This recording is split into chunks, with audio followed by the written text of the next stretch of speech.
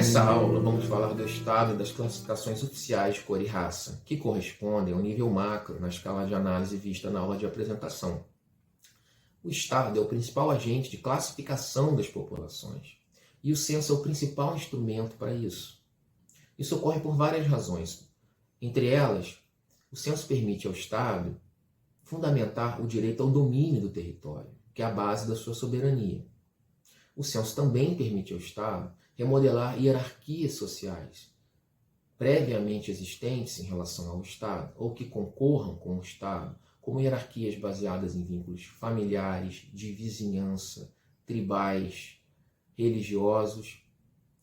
E isso porque, além de permitir ao Estado governar a população, alocar recursos materiais, formular políticas públicas, estabelecer prioridades de investimentos, focos de intervenção, o censo também é um meio fundamental na construção simbólica das nações e da nacionalidade. A comunidade imaginada, formulada por Benedict Anderson, aquela que, enquanto comunidade nacional, é uma abstração, mas apesar de ser uma abstração porque prescinde e é construída sem nenhuma relação face a face entre seus membros. Eles não se veem para isso, eles não sabem nominalmente ou pessoalmente da existência um do outro, mas eles imaginam essa comunidade a partir de uma noção de pertencimento comum, né? E esse pertencimento comum da comunidade imaginada é a base da identidade nacional dos países, que é construída no mesmo processo de construção do Estado. Então, o censo tem essas três características fundamentais. Permite governar o território, fortalecendo a autoridade do Estado sobre ele, governar a população com a alocação de recursos, com o direcionamento de políticas e prioridades da intervenção do Estado, e também um aspecto simbólico muito importante, que é a construção da nacionalidade, da identidade nacional. Bem, nesse sentido, várias das categorias que hoje empregamos comumente nasceram, né, como categorias de classificação dos censos e também das estatísticas oficiais. Por exemplo, origem étnica é uma categoria muito difundida e conhecida, empregada, uma categoria que, na verdade, diz respeito mais à presunção de pertencimento de um indivíduo a um outro país do que ao sentimento que esse indivíduo possa ter de pertencer a este país ou a outro país. Então, origem étnica é um exemplo de que as categorias de classificação elas dizem respeito ao lugar que os indivíduos ocupam dentro do Estado e do território nacional e como eles são hierarquizados em função dessa ocupação. Então a gente pode dizer, né, que o censo aparece junto com outros registros estatais, como o registro civil, para criar um monopólio da mobilidade dos indivíduos no território, estabelecer quem são os cidadãos, né? Então o censo, assim como o registro civil, ajuda a identificar, né, e definir quem é cidadão e quem não é cidadão, distinguir, portanto, os cidadãos dos estrangeiros, e assim garantir trânsito, né?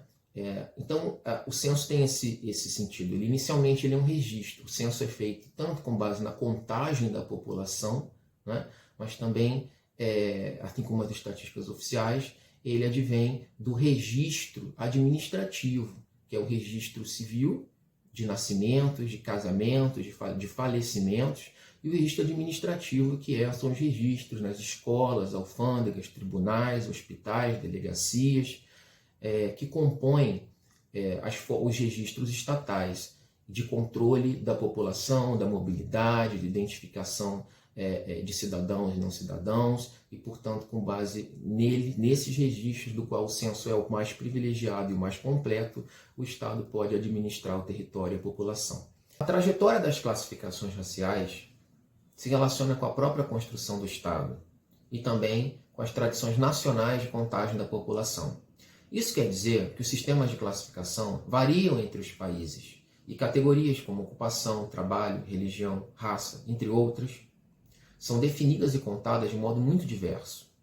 Isso fica claro quando nós pegamos os casos e confrontamos os casos de França e Estados Unidos. Na França, por exemplo, a abordagem cultural da nação nunca fez parte do censo de nenhum outro registro do Estado.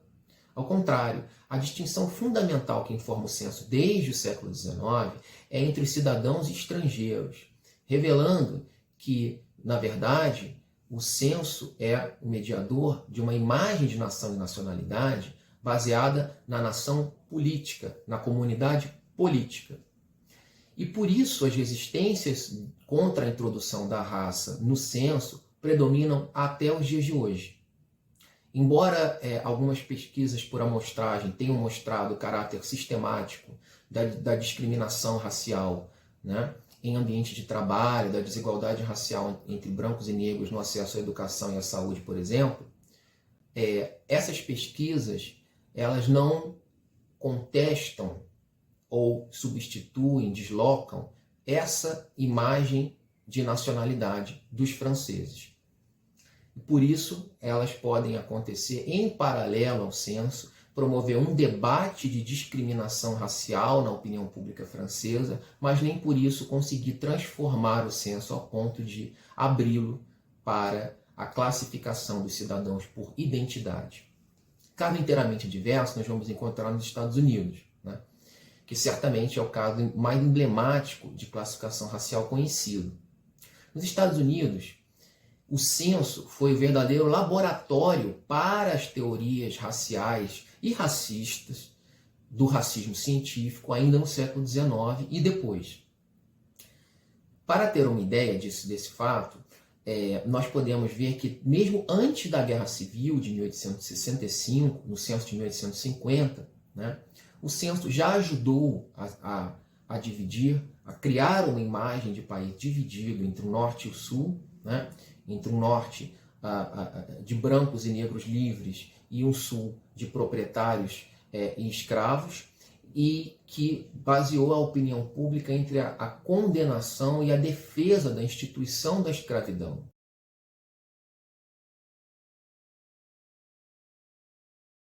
E isso se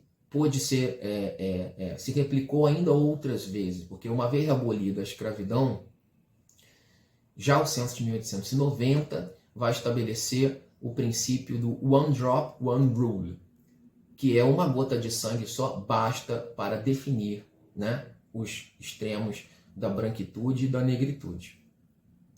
De maneira que o antigo grupo de mulatos, que eram assim classificados pelo censo americano, deixa de existir porque foram subdivididos em quadroons, em octoroons, que são as terceiras e quartas gerações, com base, né, no que se chamava de sangue negro. E a partir do censo de 1890, esse princípio, então, do One Drop, One Rule, uma simples gota de sangue negro basta para definir, né, a pessoa negra, passou a ser adotado, vigindo, inclusive, até as vésperas do movimento pelos direitos civis nos Estados Unidos, nos anos 1960. Então, percorreu todo o regime Jim Crow, por exemplo, dos anos 20 e 30 até os anos 60, foi informado por essa classificação do censo, e esse entendimento, que estabelece de forma atávica e exclusiva, né, brancos e negros, foi base para as políticas de segregação racial até os anos 60, e essa segregação racial incluía a negação da instrução a pessoas negras, incluía a impossibilidade de pessoas negras servirem como testemunhas contra brancos, incluía a impossibilidade de pessoas negras adquirirem propriedade e de terem mobilidade plena, o que direito ao ir e vir, o que claramente restringia benefícios básicos de cidadania. É importante dizer que as informações prestadas ao recenseador e ao censo são individuais e nessa conta não foram nem poderiam ser abertamente manipuladas pelo Estado americano, porque sigilo e anonimato são elementos essenciais da credibilidade do censo, inclusive junto à opinião pública.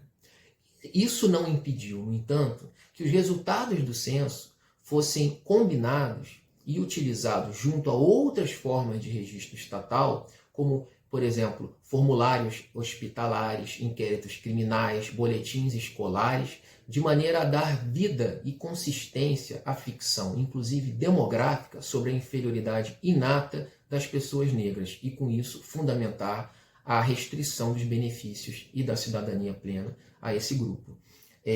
Esse é um ponto importante porque temos aqui um exemplo histórico de que como as classificações oficiais geradas no âmbito, através do censo, no âmbito do Estado, nível macro, né, encontram as classificações produzidas no nível meso das organizações e se combinam com elas de maneira a alcançar a percepção das pessoas comuns no seu dia a dia, no nível micro da vida cotidiana.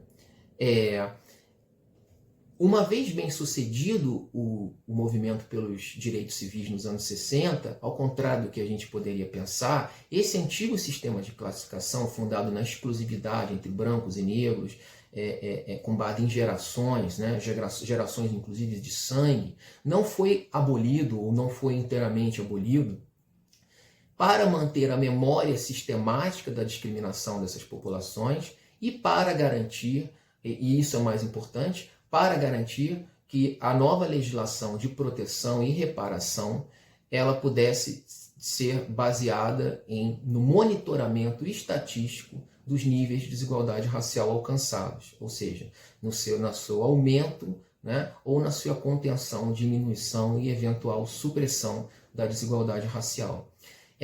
Esse é um ponto importante porque mostra para a gente que todo o sistema de classificação, né, oficial, do qual o censo se alimenta, ele é uma sedimentação histórica, né? E ele não desaparece por conta de uma luta política bem-sucedida, né? Que promove inovações no modo como as pessoas são classificadas, como aconteceu a partir dos anos 60 nos Estados Unidos e como aconteceu, como a gente vai ver mais recentemente, no Brasil também, né? Na verdade, esse sistema de classificação é uma sedimentação histórica que, a partir de lutas políticas, promove inovações. E isso aconteceu nos Estados Unidos à medida em que a identidade multirracial passou a poder ser afirmada, né? 14 categorias no censo de 2000, mais recentemente, por exemplo, no censo de 2000, 14 categorias podiam ser utilizadas, inclusive combinadas, para afirmar uma identidade multirracial dos indivíduos, né? Onde latinos e asiáticos compõem essas possibilidades de combinação. A segunda parte da aula é dedicada às classificações de cor e raça nos censos e nas estatísticas oficiais do Brasil. No Brasil, diferentemente dos Estados Unidos, a raça nunca deu origem a uma divisão entre as pessoas fundada em linhagem de sangue. Ao invés disso, a raça sempre aparece associada a outros elementos indicadores de status, como, por exemplo, riqueza, né, poder aquisitivo, rede de parentesco, que é a família, e educação formal. Junto, esses elementos afetam diretamente o modo como as pessoas se percebem e percebem os outros racialmente. Talvez, inclusive por isso, as classificações raciais, a trajetória das classificações raciais no Brasil não promoveram e não se articularam a discursos de discriminação aberta contra grupos populacionais como a população negra. Isso não significa dizer que a raça, né, não ganhou uma certa consistência, uma solidificação ao longo do tempo no Brasil, especialmente a partir do pós-abolição, em função do modo de medidas, de leis e de preferências no modo como a distribuição de recursos foi feita ao longo do tempo. Um exemplo importante, né, acho que é bem emblemático a esse respeito, é a opção pela política imigracionista que foi feita já no imediato pós-abolição. Ela produziu efeitos sensíveis, tanto uma geografia racializada do mercado de trabalho no Brasil, que opõe e distingue muito claramente, racialmente e também em termos sociais e de classe, o norte e o sul do país, né? E ao mesmo tempo essa opção acabou ao longo do tempo levando a uma situação de ampla vantagem para imigrantes e seus filhos e de desvantagens duradouras para pessoas negras e seus descendentes, desvantagens essas transmitidas geracionalmente e dessa forma solidificando no cotidiano e na estrutura social do Brasil a raça. Os censos no Brasil foram historicamente marcados pela exaltação da miscigenação racial como uma singularidade positiva do país, uma autenticidade nacional que as elites políticas e letradas do país reivindicavam para o Brasil em oposição ao que elas entendiam ser um estado de conflito endêmico e de anomia social entre brancos e negros nos Estados Unidos. Então, a miscigenação e o discurso de miscigenação no Brasil sempre esteve associado a essa interlocução com o caso americano e essa tentativa de diferenciação como uma singularidade positiva. Um dos aspectos que chama a atenção do ponto de vista das classificações raciais no censo é a sua estabilidade até bastante impressionante, né? Ainda hoje, no último censo, que foi em 2010, se utilizam categorias de preto, branco e pardo. Categorias estas que estão presentes desde o primeiro censo brasileiro, realizado ainda ao tempo do Império, em 1872. A essas categorias introduzidas desde a origem, se somaram no censo de 1940 a categoria amarela, que permanece atualmente na classificação atual, e outras categorias intermediárias que também designam situações de mestiçagem e miscigenação, e que essas sim foram oscilantes ao longo do tempo, como nós vamos ver, né? Já no primeiro censo, isso quer dizer que categorias parda, mestiça e cabocla estiveram presentes no censo, caboclo no censo de 1872 e no censo de 1890 e depois desaparece, né? Mestiça, exclusiva do censo de 1890, que é o segundo censo brasileiro. Indígena, uma categoria que vai aparecer apenas no censo, a partir do censo de 1991, né? Mantendo-se, obviamente, no presente. E parda, atravessando todo esse espectro temporal. Todas elas tiveram, portanto, interseções, sobreposições e substituições. No censo de 1872, pardo se refere à população oriunda de cativeiro, ou seja, escravos que então eram alforriados e seus descendentes nascidos livres, constituindo-se um marcador de status entre escravidão e liberdade. Esse caso é muito interessante para os objetivos do nosso curso, né, e dessa aula, porque uma categoria tão central como o pardo, central para o sistema de classificação racial brasileiro, central para a ideia posterior, né, de miscigenação como expressão de uma identidade nacional e de uma brasilidade, na verdade nasce como categoria oficial e é introduzida pela primeira vez numa contagem, né, do Estado a partir dos sentidos e dos usos cotidianos que ela tinha na sociedade imperial. E isso reflete o fato de que, naquele tempo, o Estado era um Estado débil, no sentido de que ele não se fazia presente no conjunto do território nacional, não penetrava nesse território, não chegava nas populações mais longínquas e distantes do centro político e econômico do país, né? Quando o Estado, né, à medida em que, ao longo dos anos e das décadas, o Estado brasileiro se fortalece e se expande, né, que se interioriza no território, é exatamente o processo em que, por outro lado e ao mesmo tempo, pardo vai começar a ganhar outros sentidos, né, como esse sentido associado à miscigenação e à brasilidade. Já no levantamento seguinte, em 1890, o primeiro da República, pardo dá lugar a uma categoria, pela única vez ela aparece, chamada mestiço. E essa categoria de mestiço, que é a única na trajetória dos censos, ela incluía somente os filhos de pessoas pretas, segundo o censo, e brancas, excluindo outras possibilidades de miscigenação, como, por exemplo, entre pessoas pretas e, segundo o próprio censo, os caboclos, né?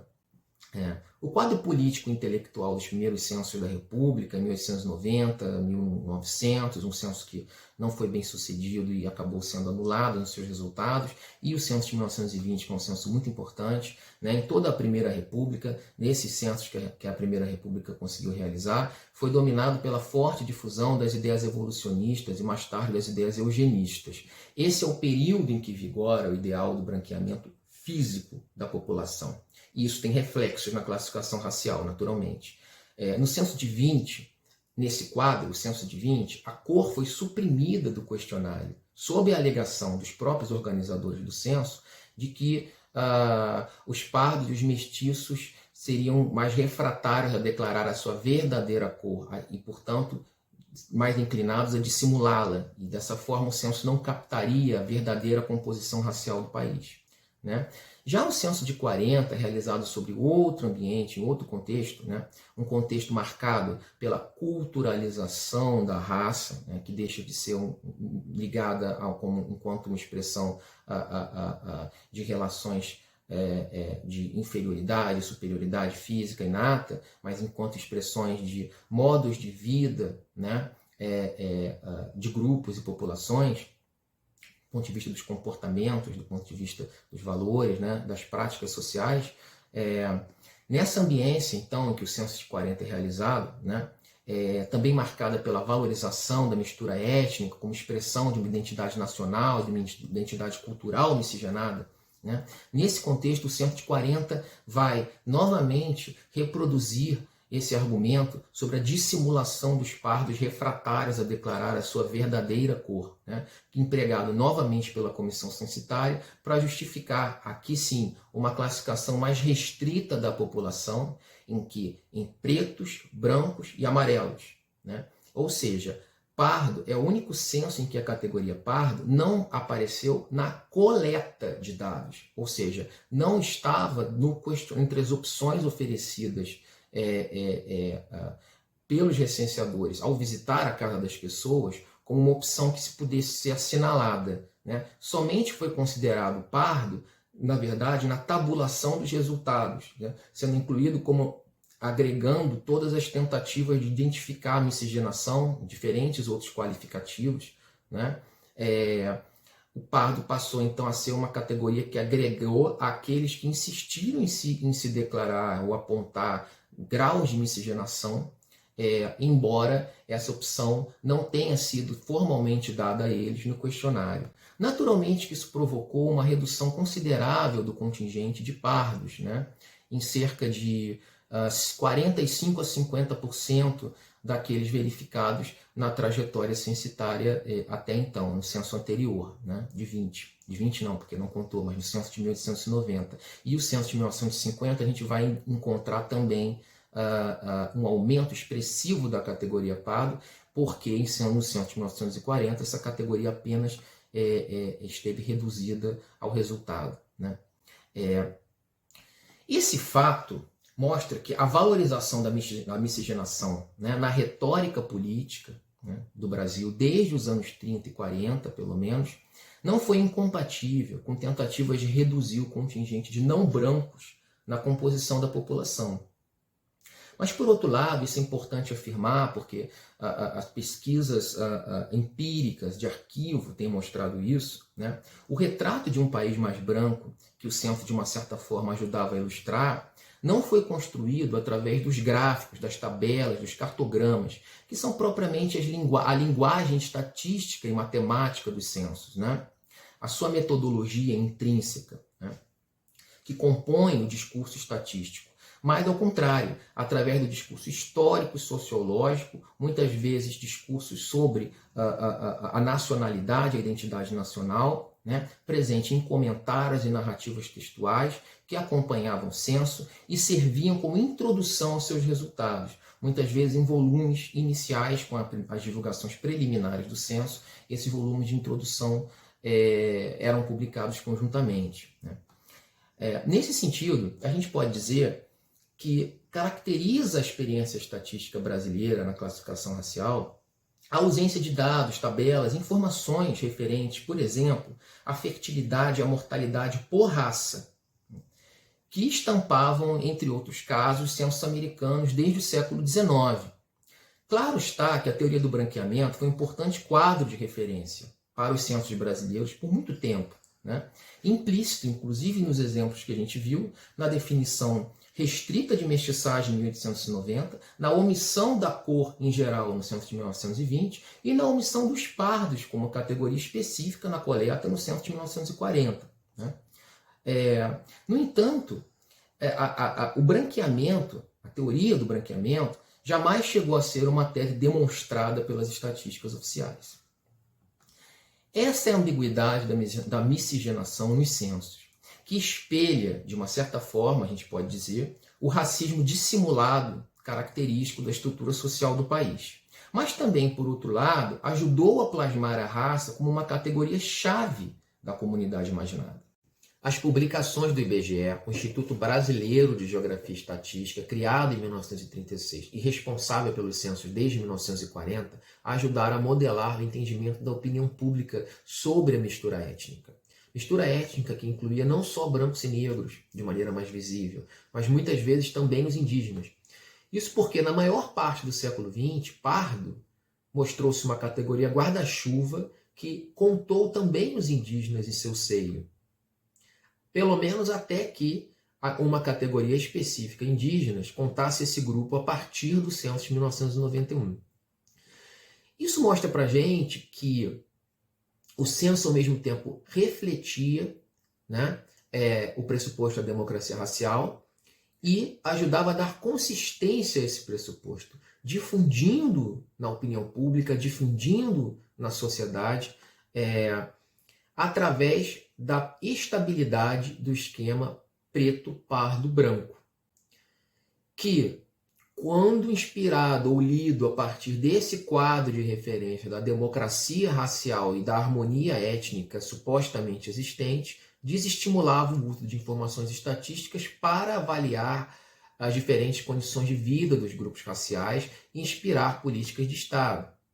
Esse quadro começa a mudar no final dos anos 70, né, quando nós vamos assistir uma crítica mais organizada e não isolada em setores da sociedade, mas uma crítica mais organizada à ideia da democracia racial. Sobretudo a partir de dois grupos, né? O grupo do movimento negro, a partir da criação do movimento negro unificado, em 1978, né? E dos cientistas sociais, que atravessam um processo de profissionalização de pesquisa e de formação com a criação da pós-graduação nos anos 70 e 80. Os dois grupos, embora com interesses objetivos diversos, eles se aproximam em alguns momentos e também em relação à pressão sobre o censo, tanto em relação à inclusão da cor, quanto em relação à mudança de significado dessas categorias, e da categoria pardo em particular. Né?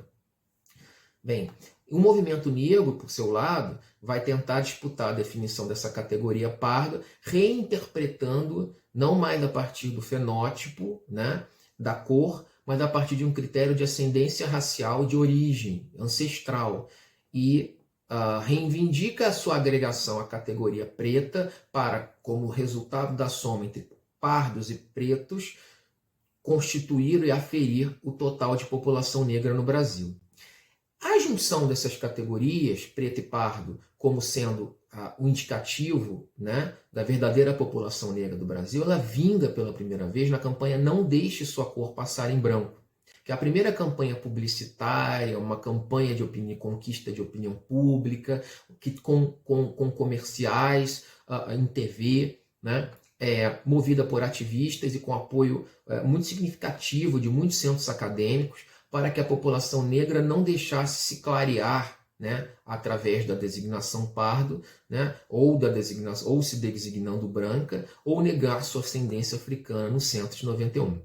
Ao mesmo tempo, a institucionalização da pós-graduação configura uma nova tendência de estudos quantitativos sobre estratificação social, até então inexistente no país. As relações raciais passam a ser consideradas pela caracterização demográfica da população, perfil de mortalidade, fecundidade, participação no mercado de trabalho, situação das mulheres, trajetórias educacionais, ou seja, as relações raciais passam a ser objeto de uma ciência da população.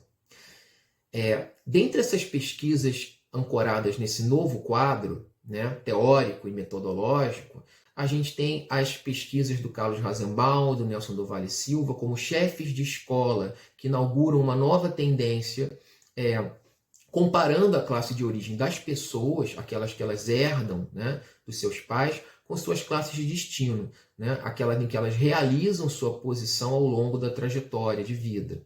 Concluindo que há uma diferença grande na mobilidade social dos autodeclarados brancos e dos não brancos, o que autorizaria pretos e pardos a comporem uma só categoria estatística, ainda que esses estudiosos insistissem numa categoria neutra e sociologicamente relevante para fins de análise de não brancos.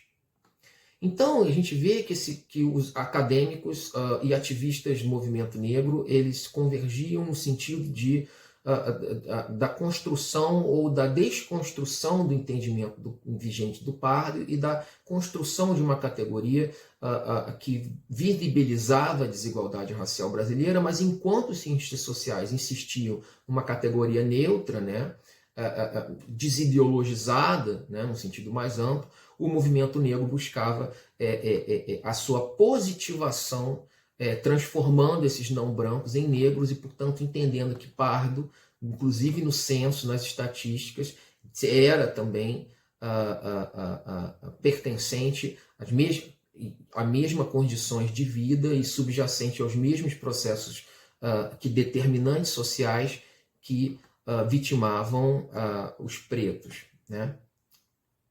Do lado do IBGE, a nova geração de técnicos, formada no contexto de profissionalização das ciências sociais, se envolveu ativamente na desconstrução estatística da ideia de democracia racial, e 3 momentos se destacam nesse sentido.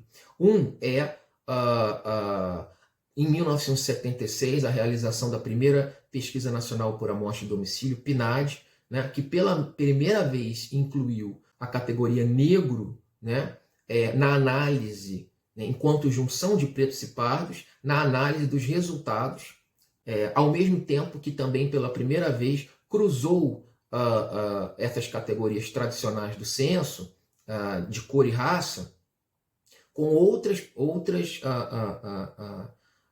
pesquisas sobre desempenho educacional e classe e posição no mercado de trabalho, revelando, portanto, a possibilidade de se visualizar estatisticamente o diferencial de realização de posição e de desempenho, né, econômico desses grupos. Mais tarde, em 1998, e de uma maneira mais aprofundada, em 1998, com um questionário como parte da pesquisa mensal de emprego, outra pesquisa por amostragem, e em 2008, na pesquisa das características étnico-raciais da população, o IBGE deu um salto maior, importante, porque passou a adotar a noção de que passou a investigar as dimensões que configuram a identificação de cor e raça, né?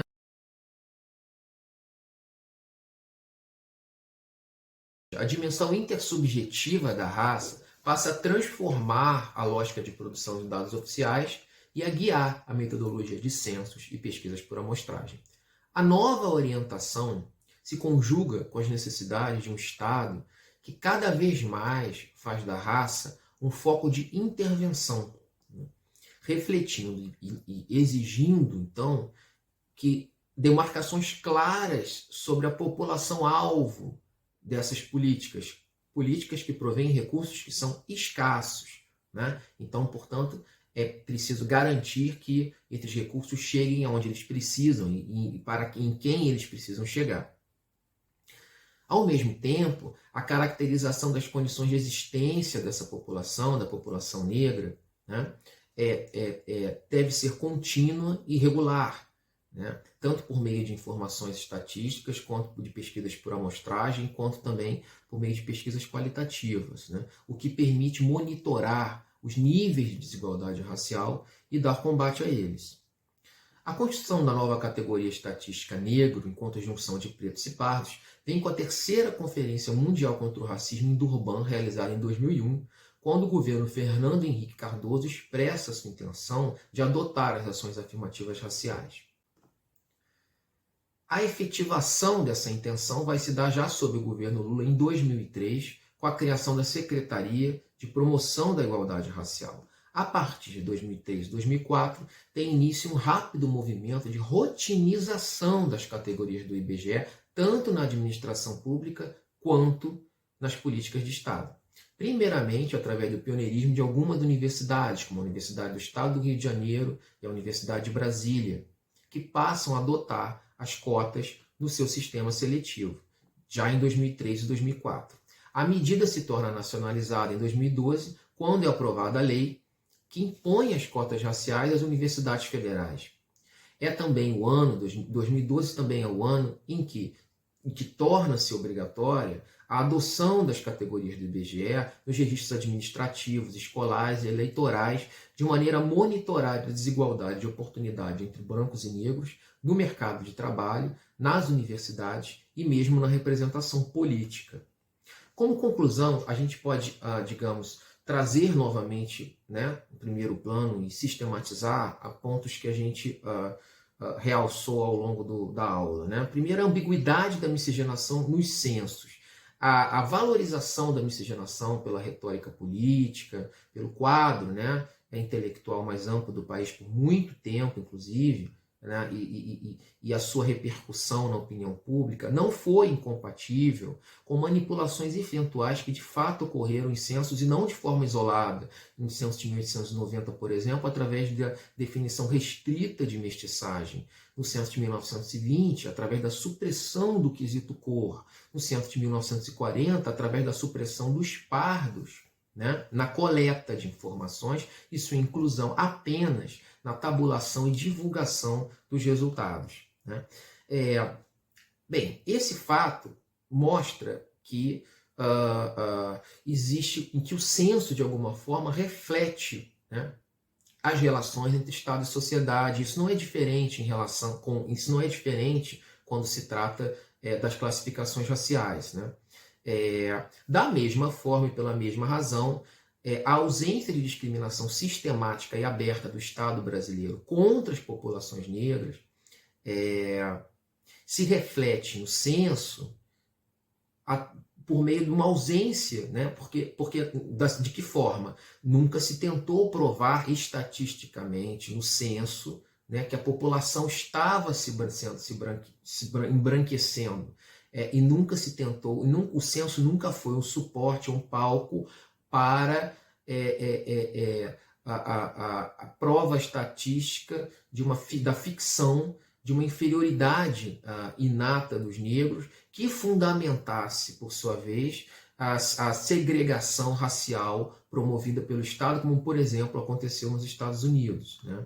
Outro ponto importante de destacar é que as classificações oficiais, não é? As classificações raciais, elas permitiram dar suporte à mistura étnica como chave, como expressão da nacionalidade, através do gradiente de preto-branco, né? Preto, pardo, branco, que a gente percebe assim, ao longo do século XX, onde o pardo aparece, se não como um elemento de transição, né, entre o preto e o branco, certamente como um elemento agregador de aproximação entre esses dois grupos e produzindo assim uma maior homogeneidade étnica entre grupos raciais originalmente diversos. Né? Desse nível desse registro que a gente encontra na maior parte da experiência estatística e censitária do Brasil, a gente chega, com a politização das classificações raciais nos anos 80 e 90, e a partir de então, a um outro registro que é o da promoção da diversidade cultural e da diversidade racial através dos censos e das estatísticas, né? Aí onde as estatísticas ajudam a consagrar a imagem de um país diverso, plural, e essa e isso é possível com base na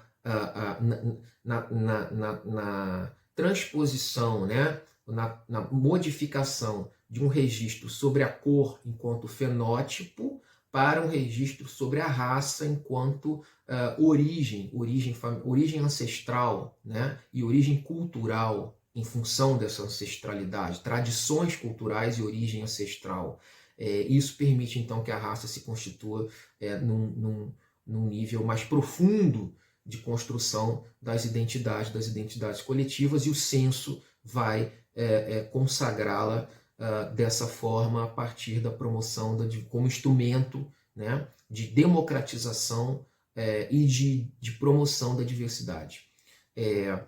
Por fim, e relacionado a esse ponto, a gente pode ver que o caso brasileiro é emblemático, mas não é o único, é um exemplo de muitos, em que a produção e a transformação de uma categoria, como o pardo mais notadamente, é na realidade sempre uma empresa coletiva, né? E no Brasil isso se dá por meio do entrelaçamento desde os anos 70, 80, entre o ativismo acadêmico, um ativismo que, tendo acadêmico, é baseado em pesquisas com rigor científico, como as que mostram as desvantagens, né, duradouras, partilhadas entre pretos e pardos por oposição, né, por exemplo, aos brancos, né, e, ao lado do ativismo acadêmico, umas burocracias especializadas que produzem conhecimento estatístico, né, nas instituições estatísticas, ou por meio de cientistas sociais dentro dessas instituições, como o IBGE, o Instituto de Pesquisa Econômica Aplicada, a Fundação Getúlio Vargas, entre outras fundações estaduais, né? E também, é claro, os movimentos sociais, e particularmente aqui o movimento negro, que disputa e politiza as classificações, procura impor uma agenda para ressignificar essas categorias, se mostra bem sucedido, sobretudo quando encontra e converge com a atuação e os interesses desses outros grupos, né? Mas que tem também a sua própria pauta, a sua própria dinâmica, e é deles que nós vamos falar na próxima aula.